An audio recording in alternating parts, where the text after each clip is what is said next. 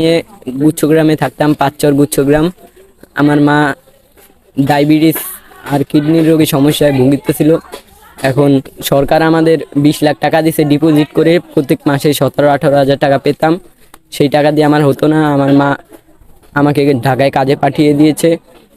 ঢাকায় আমি ডিম বিক্রি করে সংসার নিজে চলতাম, আর আমার মা এখানে নিজের ওই 18 হাজার টাকা দিয়ে এখানে চলতো ওষুধপত্র কিনে।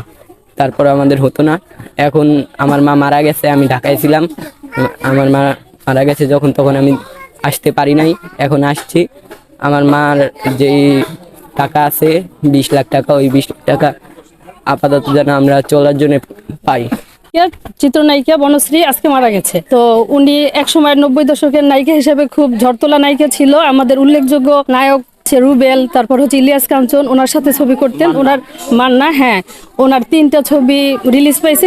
সেটা হচ্ছে যে নেশা, মহাভূমিকম্প আর হচ্ছে সোরাব রুস্তম। তো একসময় সে ভালো ছিল, ভালো জীবনযাপন করছে সামাজিকভাবে, তার অনেক সুনাম ছিল। তো ভাগ্যের নির্মম পরিহাসে একসময় সে ওই মানবেতর জীবনযাপন করে, জীবিকার তাগিদে সে ফুল বিক্রি করে বা বিভিন্ন মানুষের সাহায্য সহযোগিতা নিয়ে চলছে। তো সরকার তাকে 20 লক্ষ টাকা দিয়েছে, ওই টাকার মুনাফা দিয়ে সে চলতো। তো তার মধ্যে শারীরিক বিভিন্ন জটিলতায় পড়ে বিভিন্ন হসপিটালে ভর্তি ছিল, অনাহারে, মানুষের নির্যাতনে বা অবহেলায় অবহেলিতই ছিল। থাকার মতো ওইরকম আবাসস্থল ছিল না। গুচ্ছু গ্রামের ওইখান থেকে উনি গভর্নমেন্টের পক্ষ থেকে একটা ঘর পায়, ওইখানে আশ্রয় থাকতো। তো ওনার উত্তরসূরি হিসাবে একটা ছেলে আছে। তো ছেলেটা ছোট কিশোরী বলা যায়। তো ওর থাকার মতো কোনো আবাসস্থল নাই। তো সরকারের কাছে আমাদের একটাই দাবি যে ছোট ছেলেটা যেন ও সামাজিকভাবে খেয়ে পড়ে বা একটা আবাসস্থল নিয়ে বাঁচতে পারে, এটার জন্য সরকার করে দেয়। জনপ্রিয় নায়িকা ছিল, 3টা ছবি করছে, সোহরাব রুস্তম, মহাভূমিকম্প আর হলো নেশা ছবি।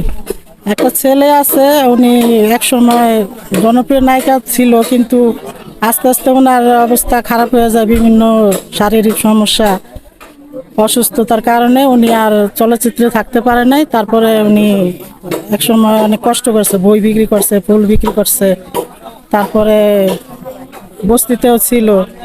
তারপরে সরকারে ওনাকে 20 লক্ষ টাকা দিছে। সেই টাকা নিয়ে এতদিন উনি বাড়িঘরও দিচ্ছে পাঁচচর। তো সেই টাকা নিয়ে উনি কোনো রকম ছেলেটা নিয়ে থাকতো। বাড়ির পাশেই থাকি, আমার নিজের বাড়ি। এখানে আমি যতটুকু জানি ওই 3টা ছবির কথা বলছেন, এটা সত্যি। সোহরাব রুস্তম আর যে 2টা বললেন ঠিক আছে। ও এখানে আসতে যাইতো। তা ওরে একসময় ভালো জনপ্রিয় নায়িকা ছিল। তে এখন ও বিভিন্ন রোগের গভর্নমেন্ট ওরে 20 লক্ষ টাকা দিছিল। ওই টাকার উপরে নির্ভর করে ও চলতো। ওর একটা ছেলে আছে, ওই ছেলেটা নিয়ে ও বাসা বাড়ি করে শিবচরেই থাকতো। তো এখন হঠাৎ অসুস্থ হয়ে মারা গেছে। আমি চাই যেন আমি প্রতিবেশী হিসাবে ওর নানা বাড়ি ওর টাকাটা যেন ওর ছেলে যে আছে ওর নমিনি করছে ওর ভাইকে, হারুনকে, কিন্তু ওর ছেলে যেন ওই হারুনের মাধ্যমে ওর ছেলে যেন পায় বা ও যেন চলতে পারে, বাঁচতে পারে। ও যেন বড় হইয়া আবার ওর মায়েরই ও যেন আমাদের এলাকায় থাকতে পারে, এই শিবচরে থাকতে পারে, এটা আমি চাই। আমি এটা সম্পূর্ণ যা বললাম সত্য কথা বললাম।